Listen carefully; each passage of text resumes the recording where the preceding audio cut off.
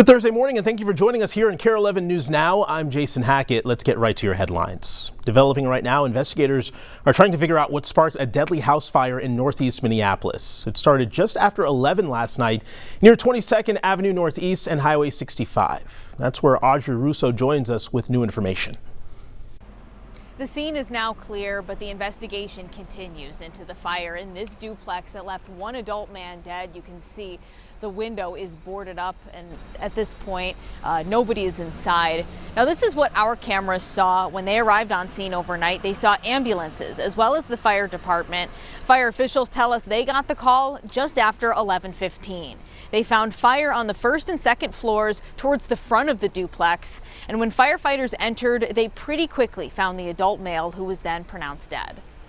Because of the volume of fire and the conditions in that the room of origin, it was determined that that victim was non-viable. Conditions and just the condition of the victim. Now, they did say the room of origin. They know exactly where in the house the fire started, but they don't know why, and they don't know why the victim wasn't able to escape. Now, the firefighters did say that 3 others live in this house. They describe it as a rooming house. Those 3 adult men were able to evacuate, and they're now being assisted by the Red Cross. Back to you. Audrey, thank you. We are expecting to learn more from Savage Police today about the death investigation at a daycare earlier this week. Right now, we know 2 babies suffered from respiratory distress symptoms at Rocking Horse Ranch Childcare. A 10-month-old died. When our crews went to the daycare yesterday, a mother whose 2 children attended the daycare stopped to talk with us. She says she's devastated by what happened, but feels the daycare isn't accurately being depicted. She tells us she never felt like her kids were in danger, nor got the sense that something was wrong when she picked them up. In fact, she says her kids thrive there because of the teachers. Police say the daycare is cooperating with the investigation. We have new details into the newsroom this morning on Adam Fravel's request for a new trial. He's the man convicted in November for the murder of Maddie Kingsbury. Maddie, the mother of their 2 children, went missing in March of 2023 near Winona, and her body was found in June, just north of Mabel. Michelle Beck is joining us from the newsroom to walk us through the court documents. Fravel was convicted, then sentenced to life in December, but his story in court isn't over just yet. He is now appealing. Reverse Fravel's convictions and give him a new trial. That's what a public defender says on Fravel's behalf, writing in these new papers. His trial included a number of so-called issues. Examples include how during court proceedings, the judge allowed, quote, hearsay, as well as unreliable expert evidence about patterns of domestic abuse, again, all according to the appellant's claims. More claims here that prosecutors misled the jury, and the medical examiner at trial suggested Fravel intended to kill Maddie Kingsbury. So what happens next? Well, from additional papers I found, it's mostly administrative for now. The clerk of appellate courts gave the Winona County District Court until next week to send things over, including exhibits and all transcripts. Back to you. Michelle, thank you. New details this morning about January's deadly mid-air plane collision in Washington, D.C. from a lawsuit filed by one of the victim's family members. Many of us have been asked whether we dread the idea of rehashing the worst days of our lives in court. Our answer today is clear. We're ready. Doug Lane lost his wife and his son in the crash that killed 67 people in Washington, D.C. An NTSB hearing revealed an Army helicopter was flying too high when it collided with the passenger plane, but Lane's lawsuit takes aim at American Airlines and the government. The lawsuit claims the airline put additional stress on ATC resources, particularly at peak travel times of the day. American Airlines says safety is always their priority. Taking a look from Washington, D.C. this morning, just 5 days ahead of a deadline to avoid a government shutdown. The White House now threatening mass firings if that happens. The Budget Office is telling federal agencies to prepare for that scenario with instructions to target programs they are not legally required to continue. Meanwhile, House and Senate leaders on both sides of the aisle can't seem to come to an agreement. Funding for the government is scheduled to run out at 11:59 p.m. on September 30th.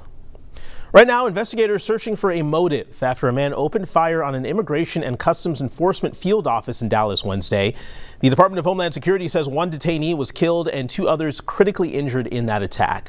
The shooter is also dead, and the FBI says the attack was one of targeted violence and that they found bullet casings etched with anti-ICE sentiments. NBC's Alice Barr has the latest from Washington.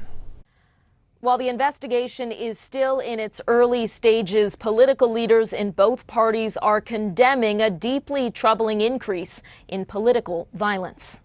This morning, growing questions and fallout from the deadly shooting at an ICE field office in Dallas, with top officials promising heightened security. Making sure that our ICE officers have the ability to operate safely. In fact, they've seen a 1,000% increase in violent attacks against them. A gunman on Wednesday firing from a nearby rooftop hit a transport van, killing a detainee inside it and critically wounding 2 others before taking his own life. No officers were hurt but are believed to be the target. Rounds that were found near the suspected shooter contain messages that are anti-ICE in nature. Investigators releasing this image of a bullet casing etched with the words anti-ICE, along with photos of bullet holes in a window and an American flag inside the facility. Multiple senior law enforcement officials identifying the suspect as 29-year-old Joshua John. His brother told NBC News John didn't have strong feelings about ICE and wasn't interested in politics on either side as far as he knew. President Trump blaming Democrats, posting, "I am calling on all Democrats to stop this rhetoric against ICE and America's law enforcement right now." Top Republicans with similar messages. To every politician who is using rhetoric demonizing ICE and demonizing CBP, stop. One Dallas pastor who's been praying with other clergy members outside Dallas ICE headquarters, calling for justice for migrants and against violence, speaking out against the shooting. It couldn't be more opposite of the kind of message that we've been trying to witness to. Among the voices now calling for common ground. Other signs of the increased violence the DHS secretary pointed to include an ambush-style shooting on an officer outside another ICE facility in Texas. And during protests against ICE this summer in California, a man appeared to open fire at immigration agents there. In Washington, I'm Alice Barr. Back to you. A big show of support for Annunciation Church and School this week as neighbors lined Lyndale Avenue in South Minneapolis, forming what they call a tunnel of love on the sidewalks. People have gathered there every Wednesday this month, holding signs and holding one another as they grieve. As many as 200 people have shown up to show their support. It was a little over than a month ago when 2 children were killed at Annunciation and 18 others, mostly children, were injured in a mass shooting. But it's really not about, having the most people. We just want to show that there are people that care and that have not forgotten about this. And then just to have the people go by, and then all of us know that we're not alone with this grief, So they say the gathering is not meant to serve as a political protest or a rally. It's simply a show of support for the Annunciation community. They gather every Wednesday evening at 5:30 in front of the Washburn Library on Lyndale. Happening right now, Vikings fans are starting to show up in Ireland for the team's game against the Steelers there this weekend. The team is preparing to jet out today. Julia Daniels has more on how the team is preparing. History in the making. The Vikings will be the first team in NFL history to play back-to-back games across the pond. So they've got some serious adjusting to do over the next week and a half. Speaking of adjusting, this offense will also have to make room for another weapon because wide receiver Jordan Addison makes his return from suspension this week. If you remember, the NFL suspended him 3 games for his DUI citation last year. No doubt Carson Wentz will be ecstatic for another top receiver added to his artillery. And if we know anything about Jordan Addison, it's that he's itching to get back to the field. The young receiver had a phenomenal training camp this year, and head coach Kevin O'Connell can't wait to see him back out there. Jordan's in shape. He's been working his tail off to make sure he's ready to go. It'll be a big week of practice for him. I'm expecting him to have fresh legs, and when Jordan Addison has fresh legs, that's normally a really good thing. So just can't wait to get him back. The guys are so excited to have him back full time for real. It has helped to have him back in the building the past couple weeks, but now it feels much more real. It's definitely going to be must-see TV on Sunday morning. Aaron Rodgers and his new team in the Steelers, and also just this Pittsburgh secondary versus this Vikings receiver core. It's going to be good stuff.